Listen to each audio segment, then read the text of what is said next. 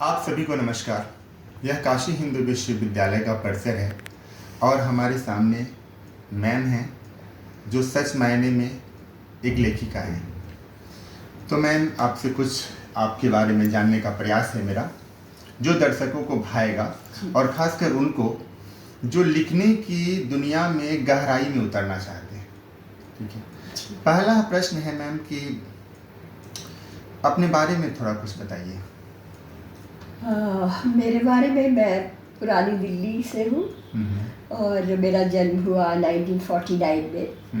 एक ज़माना पहले जब रामदर्श मिश्र जी से 25 साल छोटी हूँ और अब कल पता लगा कि इनकी कृष्णा सोपती से भी 25 साल छोटी हूँ। तो दिल्ली में मेरा जन्म बहुत अच्छे परिवार में हुआ, बहुत पढ़े लिखे और सम्राट परिवार था। और मेरे दादा बहुत बड़े शायर थे, शायद आपने नाम सुना हो, बिशन दयाल शाह, और वो बहुत बड़े मुगल पेंटर थे। अच्छा।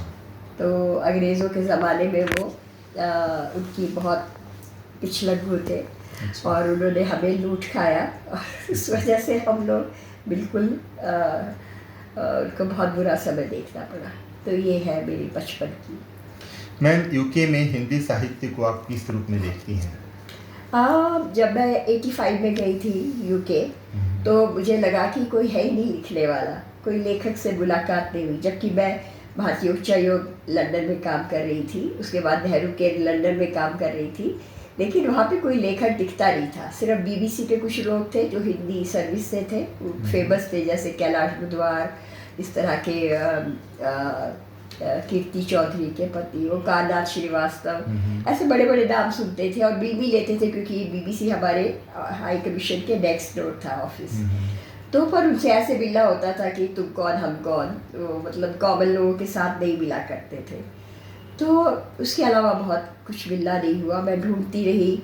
फिर उसके बाद जब ये हुआ, एक बार सलमान रश्दी ने हमारे नेहरू के कार्यक्रम में बोला कि भारत में कुछ अच्छा नहीं लिखा जा रहा है। अच्छा। तो मुझे बहुत गुस्सा आया। मैंने कहा कि इतना अच्छा लिखा जा रहा है, भारत में क्या हम लोग लिख रहे हैं। मैं 72 से लिखती थी दिल्ली में, तो और मेरी कहानियाँ छपती थी अच्छी पत्रिकाओं में। तो और सुशील बेदी ने मुझे पढ़ाया था, तो उन्होंने मेरी कहानी दिल्ली विश्वविद्यालय के कंपटीशन में भी भेजी, और जिसमें वो सेकंड आई थी, रहकाली। और सर्वेश्वर दयाल सक्सेना ने खुद उसकी तारीफ़ की थी।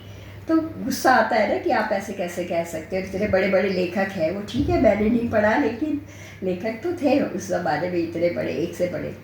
तो मैंने कहा मैं इसका अनुवाद करके यहाँ के लेखकों को अपना साहित्य भेजेंगे। तो फिर मैंने इस तरह से एक के बाद एक करके करीब 6 कहानी और कविता संग्रह निकाले भारतीय लेखिकाओं के। और फिर उस दौरान मुझे जो विश्व हिंदी सम्मेलन हुआ, उसमें ये सब आए थे, बड़े बड़े लेखिकाएँ, जैसे प्रतिभा राय है और मेहरुनिसा परवेज़ है, बहुत बड़ी बड़ी आई थी। तो तब से मेरी उनसे जान पहचान रही और उनके माध्यम से और लोगों से परिचय हुआ, Anita Roy and all. Ma'am, जो आपका कंट्रीब्यूशन है खासकर इस विकास क्रम में लेखक के रूप में, उस पर कुछ प्रकाश डालिए तो।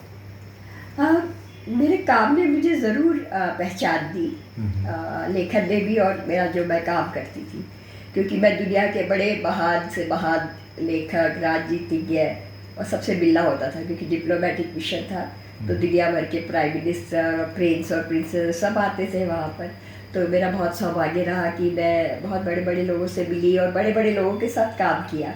जैसे गांधी जी के वो थे बहुत, गोपाल कृष्ण गांधी, जिन्होंने नेहरू सेंटर शुरू किया, और वही मुझे ले गए भारतीय उच्चायोग से नेहरू के, जब उन्होंने खोला कि मेरा उसमें इंटरेस्ट है। और गिरीश कर्नाड, इंद्रनाथ चौधरी, ऐसे बहुत बड़े बड़े लोगों के साथ काम करने का मौका मिला। मैम, गद्य और पद्य, इसमें किस विधा को महत्वपूर्ण आप मानती हैं और क्यों? मैं पद्य को मानती हूँ, लेकिन पद्य से दुखी होकर मैंने 8 संग्रह प्रकाशित करने के बाद कविता करना छोड़ दिया।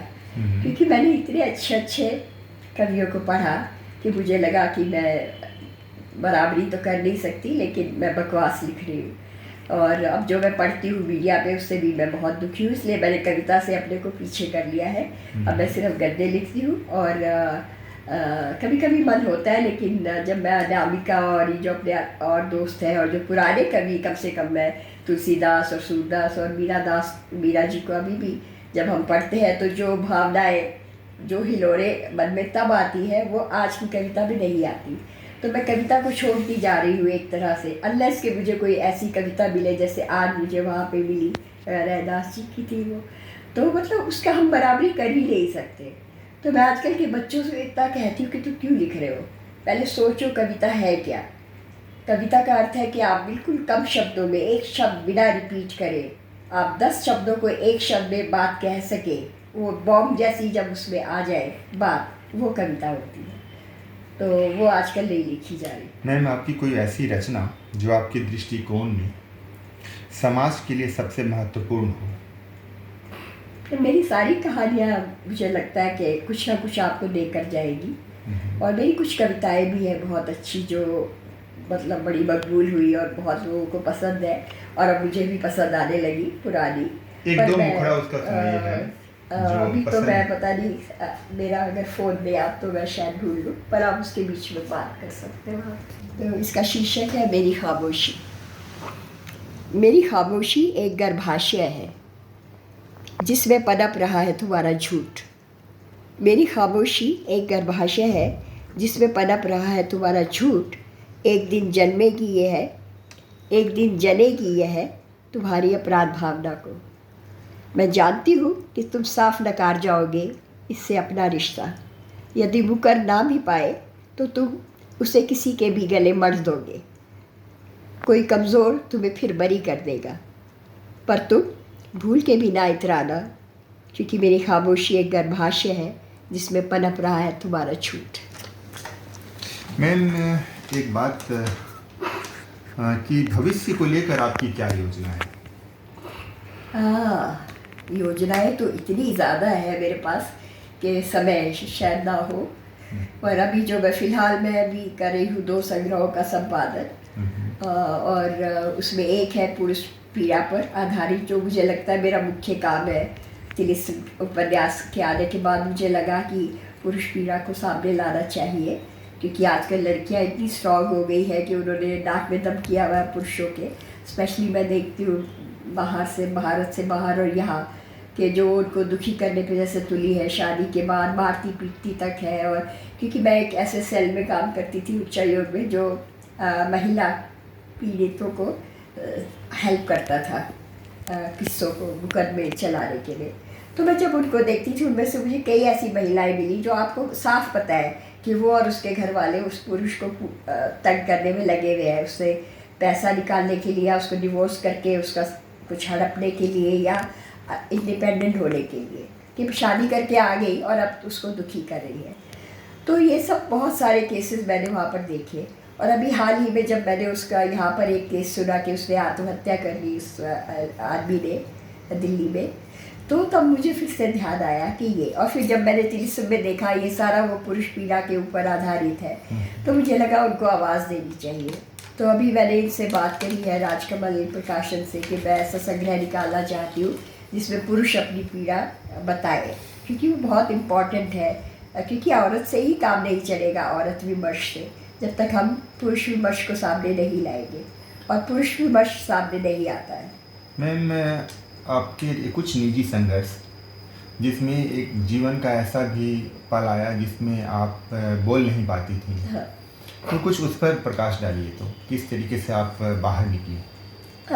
मेरा 4 साल पहले मुझे पता लगा कि मुझे कैंसर है, ओरल कैंसर, और उन्होंने बताया कि ये बहुत डिफ़िकल्ट ऑपरेशन है, 5 सर्जन्स लगेंगे, 12 घंटे का ऑपरेशन था। 5 तरह के सर्जन्स चाहिए जिनको इकट्ठा किया गया एक जगह, एक हॉस्पिटल में। वहाँ पर बहुत मुश्किल था, इंडिया में होती तो मैं नहीं बचती शायद। तो उनको यहाँ से पूरा मेरा ऊपर की जो जगह थी वो सब कैंसर निकालना था, इंक्लूडिंग यहाँ पर। तो यहाँ से ये सब काटा गया, और पूरा मुंह को एक तरफ से खोल के उसको निकाला गया। पर उससे क्या हुआ कि जो मेरा ब्रेन था उसने इंटरेक्शन बंद हो गया बोलने में और लिखने में। ओके। तो जैसे मैं लिखूंगी तो मुझे नहीं पता, मेरा ब्रेन कह रहा है मैंने ठीक लिखा है, पर जब मैं लिख के पढ़ती हूँ तो लगता है गलत है। तो मुझे गुस्सा आता था कि मैंने ठीक लिखा है, क्यों गलत हो रहा है। या बच्चे कहते नहीं तुमने ये नहीं बोला, तो मुझे रिकॉर्ड सुनाते थे कि देखो तुमने लाली बोला है और मैं कह रही हूँ नानी। इस तरह की शब्दों की अभी भी मुझे थोड़ी मुश्किल है बोलने की। तो पर फिर मैंने उसके बाद जैसे ही मुझे हुआ तो मैंने लोगों को बताने के लिए कि ऐसा भी संभव है, क्या ज़रा सा मुंह की तकलीफ़ से आपको इतना बड़ी कोई बात हो जाए। तो मैंने उसके लिए एक हेल्थ का एक वेबसाइट खोली, फेसबुक के माध्यम से लोगों को बताया कि ऐसा कुछ है तो आप फ़ौरन दिखाइए, क्योंकि वो हमारे यहाँ फ़ौरन में भी हमारे डॉक्टरों ने इग्नोर कर दिया कि नहीं छाला है, कुछ नहीं है, छाला है। तो उसके लिए मैंने ये शुरू किया अवेयरनेस कैंपेन। और उन्होंने कहा था डॉक्टर्स ने शायद मैं बोल नहीं पाऊँगी या ठीक से बिल्कुल बोल नहीं पाऊँगी, आवाज़ नहीं जाएगी आफ्टर द ऑपरेशन। पर मेरे को 3 साल लगे इसकी थेरेपी में, बोलना सीखने के लिए, प्रोनाउंसिएशन के लिए। पर मैंने बहुत जल्दी उस पर किया। उस समय आपकी उम्र कितनी रही होगी मैम? ये अभी 5 साल पहले की बात। ये 5 साल पहले की। हाँ। आपसे तो बहुत सीखना चाहिए, खासकर ह्यूमैनिटीज को। आप मेरे जीवन से बहुत कुछ सीख सकते हैं, क्योंकि मेरे पास इतने अनुभव है कि आप अगर बैठ के सुनते रहे महीनों तो नहीं होगा। मैम, एक तरफ यूनाइटेड किंगडम और एक तरफ भारत, इन दोनों के संबंधों में हिंदी की कुछ भूमिका पर प्रकाश डालिए। जैसा मैंने कहा कि जब मैं गई थी तो वहाँ पे बिल्कुल हाँ। हिंदी का कुछ वो नहीं था। अब क्या सिनेरियो है? अब ये है कि इतने दिनों में अब इतना बदलाव आया है कि अब हिंदी बोलने में हम बहुत फख्र महसूस करते हैं, पहले जो नहीं करते थे। और अब सब लोग नमस्ते, और हमारा उन्होंने भी अपना लिया है, वो लोग भी नमस्ते करते हैं और अब हिंदी की क्लासेस चलाते हैं। उन्होंने निकाल दिया स्कूल से और कॉलेजेस से हिंदी हटा दी, पर हम लोगों ने अपने बल पर हम लोग गुरुद्वारों में, मंदिरों में, यूके हिंदी समिति, वार्तायन, सब लोग बच्चों को, हज़ारों बच्चों को शिक्षा दे रहे हैं पूरे यूरोप में और यूके में और अमेरिका वगैरह। और वहाँ से हर साल 15-20 बच्चों को हम भारत भेजते हैं जो अच्छा करते हैं हिंदी में। तो उसको उनको देख के और बच्चों को भी शौक़ होता है कि हम अच्छा करेंगे हिंदी में तो हमें बाहर ले जाया जाएगा, हमारे एक्टर एक्ट्रेसेस से मिलाया जाएगा, बॉलीवुड में प्रधानमंत्री से मिलेंगे, ऐसा करके। तो काफ़ी उत्साह है। और पर यह है कि हमारे पास हम ये सब अपने उस पर करते हैं, हमें कोई फाइनेंशियल हेल्प नहीं मिलती। तो जितना हम अपने से कर सकते हैं, सब स्कूल की टीचर्स वगैरह सब फ्री में पढ़ाते हैं, फ्री में खिलाते हैं, फ्री में प्रोग्राम करते हैं। और भारत आने जाने का ये सब खर्चा बच्चे भी उठाते हैं और पेरेंट्स भी उठाते हैं। तो हम अपने बल पर जितना कर सकते हैं कर रहे हैं, और बहुत बड़े स्तर पे कर रहे हैं। हज़ारों बच्चे हिंदी पढ़ते हैं हर हफ्ते, एग्ज़ाम में बैठते हैं हर साल। अगर आप 1-2 कार्यक्रमों में भाग लें, हमारे ऐसे कंपटीशन होते हैं, इसमें छोटे 4-4 साल के बच्चों से लेके 80 साल तक के जो लोग हैं वो हिंदी पढ़ते हैं। तो मैम, हिंदी साहित्य में जो अध्ययन अध्यापन करने में जो लोग लगे हुए, हिंदी से भी लोग, ठीक है, उनके लिए आपका क्या संदेश है? भारत में या भारत में जो हिंदी से भी है? हाँ, भारत में जो अध्ययन अध्यापन कर रहे हैं, ठीक है, हिंदी से मुझे लगता है उनका कंट्रीब्यूशन और ज़्यादा होना चाहिए। और जितना उत्साह हम लोगों में है बाहर, आप देखें, मुझे मालूम नहीं आप कितना जुड़े हैं, तो हमारे उत्साह का अगर 10% भी भारत में हो जाए ना, इतनी प्यार भाषा के लिए और भाषाओं के लिए, बोलियों के लिए और साहित्य के लिए और अपने देश के लिए, अगर आ जाए 10% भी, तो हम बात ही कुछ और है। मुझे लगता है यहाँ बहुत कम है और लोग अंग्रेज़ी बोलने में ज़्यादा फ़ख्र महसूस करते हैं। और वहाँ पे हम लोग सब लोग मौका देखते हैं हम हिंदी बोले, वहाँ पर ऐसा नहीं है, बच्चे भी हिंदी तो मैम, गुलामी के बाद भी ये गुलामी, हाँ, मतलब आखिर इसके बढ़ने का क्या कारण रहा है? क्योंकि आपका जो सारा नौकरी या कमाने का जो बिना ज़रिया नहीं होगा, और आप अंग्रेज़ी स्कूलों में बच्चों को पढ़ाएंगे, और आपकी नौकरी में वो होगा पहला कि आपको अंग्रेज़ी कितनी आती है, आप ठीक बोल सकते हैं कि नहीं बोल सकते। अगर वो हटा दी जाए, अब कंडीशन हट रही है धीरे धीरे एजुकेशन सिस्टम में, तो मुझे लगता है कि उससे बहुत फ़र्क पड़ेगा। एक ही कमाने और नौकरी के चक्कर में लोगों को लगता है कि हमें अंग्रेज़ी सीखनी है, जो आ नहीं सकती।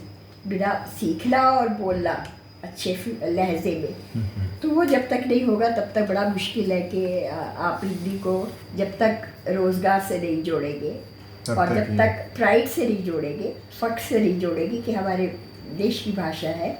जैसे हम सोचते हैं वहाँ पर कि अब हम बोलने में शर्माते नहीं है, हम फख्र से सबके सामने, अंग्रेज़ों के सामने, अंग्रेज़ लोग हिंदी सीख रहे हैं, उन्हें पता है कि मैम एक बात बताओ, जैसे किसी बच्चे को लैंग्वेज के लिहाज से मैं प्रश्न पूछ रहा हूँ, किसी भी बच्चे को लैंग्वेज से कनेक्ट करने का कुछ वैसा आप उपाय बताइए जिससे कि बच्चा बहुत अच्छे से जुड़े, क्योंकि आप एक अच्छा अनुभव रखी हुई हैं। तो किस तरीके से नए, क्योंकि जो हो चुके हैं उनमें बदलाव मतलब करना थोड़ा सा टफ है, लेकिन जो नहीं हुए हैं और जो होने की कगार पे हैं, हाँ, तो हम आजकल बहुत सारे प्रयोग कर रहे हैं उसके लिए कि बच्चों को कैसे जोड़ा जाए हिंदी से। तो उससे आपने देखा होगा बहुत सारे गूगल पे करेंगे, बहुत सारे कार्यक्रम लोगों ने निकाले हैं। विजय मल्होत्रा है, आपने नाम सुना होगा उनका, वो एक फिल्मों से रिलेटेड वेबसाइट चलाते हैं बच्चों के लिए। तो गानों के माध्यम से हिंदी सिखाई जाती है कि एक सुंदर सा गाना जिसमें सबको इंटरेस्ट होगा। जैसे रशिया में आपने देखा होगा, राज कपूर की फिल्मों से सबसे ज़्यादा हिंदी पॉपुलर वहाँ पे उनसे हुई, अभी अमिताभ के उससे फिल्मों से हुई। तो बच्चों को सबसे ज़्यादा शौक़ होता है हिंदी फिल्में नाचने गाने का। तो हम लोगों ने बहुत कोशिश की है कि अंताक्षरी जैसे कार्यक्रम, डांस के कार्यक्रम और गानों के, वो हिंदी सीखते इसलिए हैं कि हमें वो गाने का वो चाहिए। बहुत सारे लोग भारत से बाहर सिर्फ हिंदी इसलिए सीखते हैं कि वो बॉलीवुड को देख समझना चाहते हैं। अच्छा मैम, कुछ वैसे भी फॉरेनर्स हैं जो इस हिंदी की तरफ आना चाहते हैं? बहुत है, बहुत है। आप हैरान होंगे कि आपको सड़क पे कितने लोग फॉरेनर। तो मैम उनके लेवल ऑफ सेटिस्फेक्शन उनके अपने लैंग्वेज से क्या हिंदी ज़्यादा देती है उनको? नहीं, जो फॉरेनर सांस्कृतिक उनको मिलती है ना ओपननेस, क्योंकि उनके भी क्या उनकी संस्कृति क्या है। हमारी संस्कृति जो है इतनी लाजवाब है कि मतलब कितने रूप है उसके संस्कृति के, कि आप एक तरफ से पकड़िए तो उसका कोई एंड ही नहीं है। इतनी मुख्तलिफ वो है, रंग बिरंगा, और मतलब जो हमारा समाज है, लोग है, लोक संगीत है, लोकगीत है, मतलब इतना हम लोग वातावरण के माध्यम से इतनी श्रृंखलाएँ चलाते हैं लोकगीत की, भोजपुरी, ब्रज और ये सारे, जब वो गीत वाले और उनके बेस्ट गीतकार वो सब लोग आते हैं, जब वहाँ पे गाते हैं तो सब लोग जुड़ जाते हैं। जिनको नहीं समझ आती वो लोग भी नाचते गाते और एंजॉय करते हैं। मैम आप महाकुंभ गई थी, महाकुंभ में कई लोग देशों के लोग आए थे। मेरा एक विचार था, चूँकि ट्रम्प अभी नए नए हुए हैं, तो क्यों ना एक विचार दूं कि एक अमेरिका में भी अंतर्राष्ट्रीय स्तर पर महाकुंभ हो। आपको शायद नहीं मालूम होगा कि जो विश्व रंग हिंदी भोपाल की टैगोर यूनिवर्सिटी है, बहुत बड़े प्रोग्राम स्तर पे प्रोग्राम करते हैं। अभी उन्होंने मॉरिशस में किया था और बहुत बड़े बड़े कार्यक्रम, बिल्कुल जयपुर लिटरेचर फेस्टिवल के स्तर के, मैं सोचती हूँ उनका स्तर इनसे भी ऊंचा है। वो लोग कार्यक्रम करते हैं, संतोष चौबे जी उनके चांसलर हैं, और उन्होंने ऐसा कुछ सोचा है विश्व ओलंपियाड करने का। तो मैं हिंदी ओलंपियाड तो अद्भुत आइडिया है। उसमें बहुत सारे 60 देश जुड़ चुके हैं अभी तक, 60 कंट्रीज। हाँ, तो मैं सब पार्ट है। क्योंकि मेरा जो स्टेटमेंट था वो पर्टिकुलरली आपने हिंदी फॉर्मेट में मतलब हिंदी के डेवलपमेंट के वाले फॉर्मेट में ले गई। जैसे महाकुंभ में गंगा जमुना सरस्वती, इन तीनों का संगम जहाँ पे लोग आकर नहाए और कई तरीके के लाभ उठाए, तो मेरा विचार था कि बाहर यानी भारत से बाहर के लोगों को भी क्या इस तरीके के इनिशिएटिव लेने चाहिए महाकुंभ की तरह? बिल्कुल लेने चाहिए। हम लोगों ने अभी यूरोपियन फेस्टिवल किया अक्टूबर में, भाषा सम्मेलन किया, हमने विचार भाषण किए, और अभी मैं उनको हमारे जो सम्मेलन हुआ था 2023 में, और आप अभी सोचिए कि अभी सिर्फ 25 शुरू हुआ है, हम 4 सम्मेलन कर चुके हैं। अब मैंने उनको वहाँ पर आइडिया दिया कि आप अंतर्देशीय भी कीजिए, अंतर्राष्ट्रीय, क्योंकि मुश्किल होता है करना थोड़ा सा अपने पैसों पे, क्योंकि हमें कोई हेल्प तो कहीं से मिलती नहीं। तो अगर आप पहले अपने देशों अपने स्टेट्स को जोड़िए, आपके पास कितना धन है, कितनी संस्कृति की दौलत है, और भाषाओं की और बोलियों की।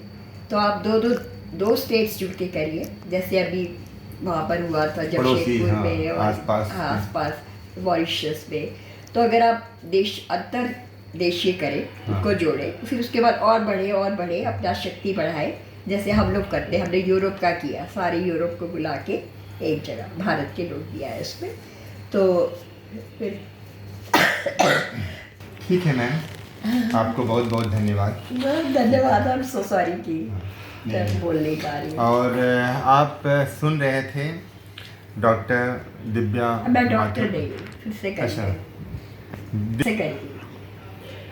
दिव्या माथुर मैम को, जो लेखिका हैं और अपने आप में जीवंत लेखिका हैं। तो आप हमारे चैनल पर बने रहिए। बहुत बहुत धन्यवाद। मैं मुकेश कुमार।